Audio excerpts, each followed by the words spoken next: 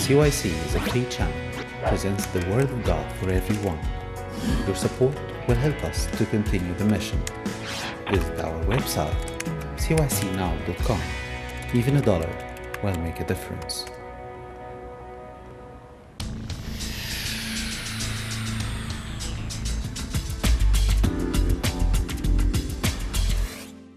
Hello and welcome to your program called HyperLink, where we will get together and answer your questions on a variety of teenage topics that affect both you and your parents. So if your parents are close by, tell them to come over and join you, as a lot of what we are about to say today is for them also.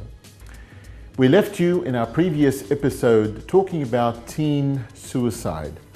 Today, however, we will discuss together the issue of teen communications. But first, let's go and see what the youth and their parents think of this topic. Like I said before, teenagers are really hard to deal with. It's a very difficult age. They are going through a lot of things, a lot of emotions, and a lot of self-identity problems. And the one person that they cannot relate to is their parent. So effectively communicating with a teenager can be very, very hard. But the way I think it would work is a parent kind of brings their self down to the level of their teenager, relates to them in ways that they like, shows interest in their activities and their hobbies and the things that they show interest in. And I think that's the best way to get on the level of a teenager and communicate better with them and have a better relationship with them, is if you become their friend rather than their parent. Thank you for your participations and your personal opinions. Now let's go and answer the first question. How can I, as a parent, effectively communicate with my teenager? I don't think it's an easy matter to communicate with our young youth, as there are many factors that affect them in our homes and their surroundings from the outside. Let's take a look at some of these points. 1. Effective communication in discipline. Using effective communication in discipline is creating and enforcing rules, limits and responsibilities. This part of parenting a youth is full of loopholes, roller coasters and trapdoors. But if you are effectively communicating with your youth, disciplining him will not be the annoyance of your existence. Here is how effective communication helps parents discipline. Using effective communication to set rules, limits and responsibilities. Here are 4 types to setting rules, limits and consequences using your effective communication skills. Be clear about your expectations for rules and limits and the consequences for misbehavior, even if you have to write them down. Don't be afraid to delegate a responsibility to your teenager. We'll say things like, "We'll work it out if it doesn't go right, but I think you can do it. Just try." Goes a long way in boosting your youth's confidence. When it comes to consequences, let your youth have a say. They will feel ownership of the mistake when they've helped set up the consequences. They bond you as a family and make you who you are as a person. This is true for your youth too. 3. Tips on using effective communication to enforce rules, limits and responsibilities. Keep your emotions in check. When your youth breaks a rule or wanders past his limits, you may become rightfully upset. Unfortunately, this can lead to yelling instead of effectively communicating your feelings. You can only be assured that you are effectively communicating with your youth if you have your emotions under control. Unconditionally loving your youth sometimes means you're the bad guy.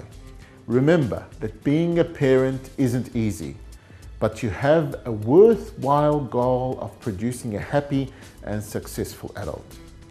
Keep this goal forefront in your mind while you give discipline talks the confidence they deserve. Avoid long lectures. Simply state the consequence previously agreed on and that you expect your youth will follow through with it. Respect is a two-way street. Be sure to keep your conversations respectful. Keep your thoughts to yourself around other people when you're upset. You will alienate your youth if you share their dirty laundry with neighbors or extended family.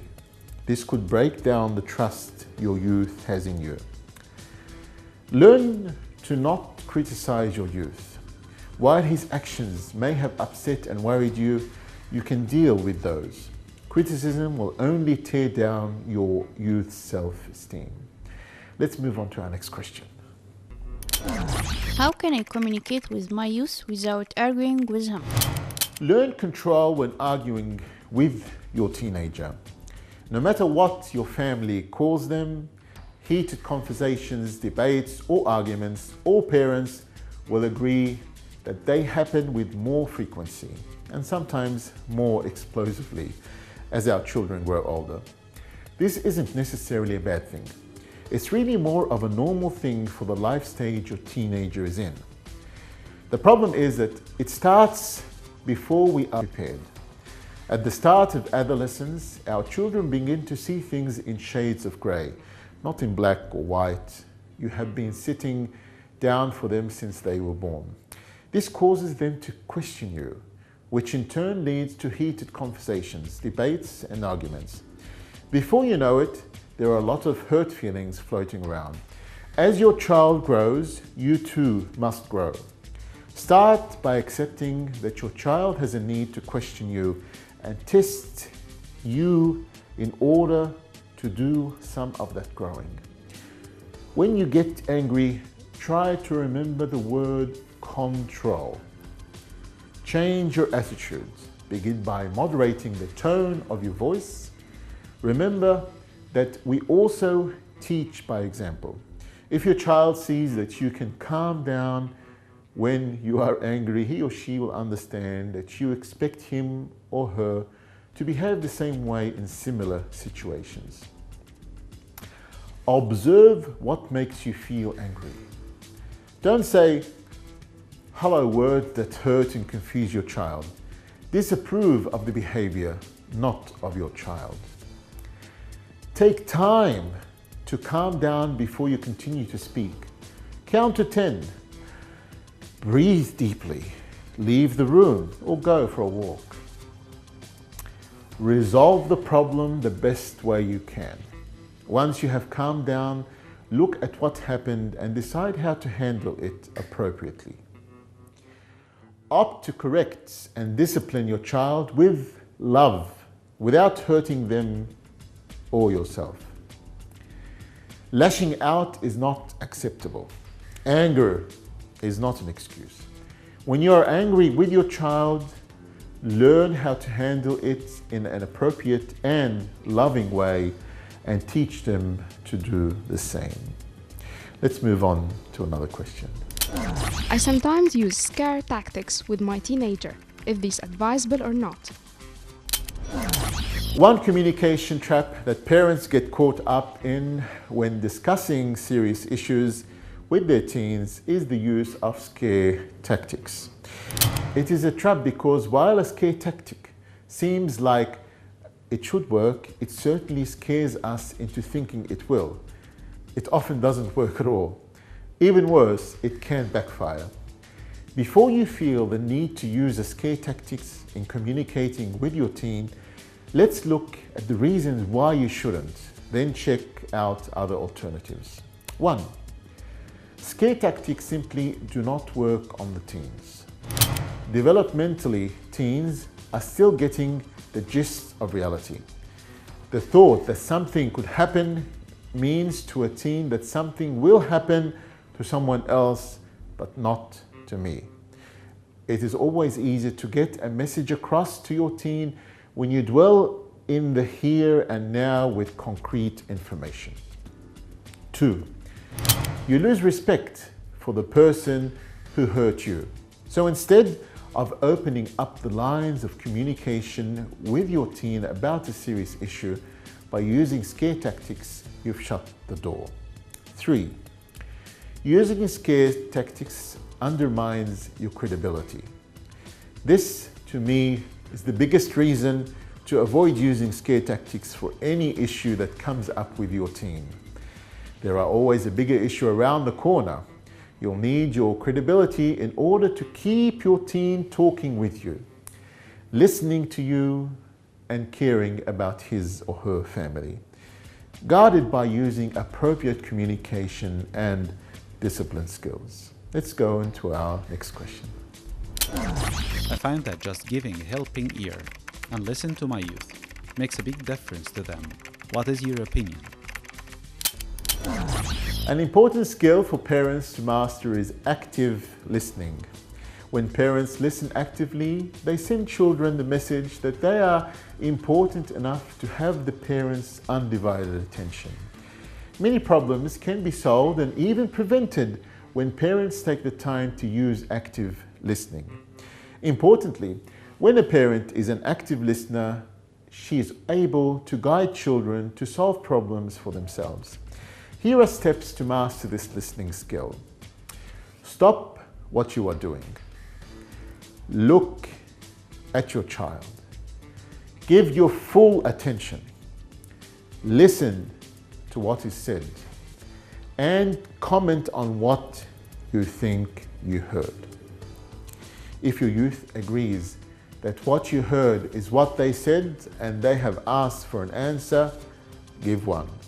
If no question has been asked, comment that you understand. If you did not understand what was said, ask your youth to clarify what they are trying to tell you and repeat the last two steps until you do. Let's go on to our next question. Are there certain discipline techniques that I can take while communicating with my teenager? Parenting is not a direct science. There are no specific steps that will always produce a certain result. There are too many variables and not enough controls. Any parenting technique or skill may not work with your family's dynamic, or they may work one time but not another. Therefore, when you make a mistake in your discipline, you need to fall back and regroup. Learn how by using these following steps. 1. Drop the guilt. When you realize you've made a mistake, chalk it up to the fact that there is no parenting manual. Many parents exasperate the mistake they have made by dwelling in the guilt of it. If you tend to do this, take a deep breath and realize that you weren't made to be perfect. Go through the next 4 steps and you will feel better. 2. Apologize to your teenager. This will teach them that mistakes happen and that you respect them enough to admit you were the one who made the mistake. It will model appropriate behavior for when they make their next mistake. 3. Take some time to rethink the situation. Go over what happened and think about what you could have changed. You are ready to think through a plan of action so this problem does not occur again. Ask your youth for their input. 5. Change the behavior that caused the mistake by implementing your plan of action. While it may seem tedious at first to go through all of these steps, with practice, it will become second nature. The benefits, less stress, mutual respect, and positive modeling are worth the effort. Stay with us and let's look at our story for today. Communication skills for parents. One important listening skill to use when communicating with your teenager is using door openers as opposed to door slammers. Door openers are open-ended responses that do not convey evaluation or judgment. Door slammers are just the opposite. They convey to your teenager that you do not wish to have this discussion with them. Example of door openers. Would you like to share more about that? That's a good question. I don't know, but I'll find out.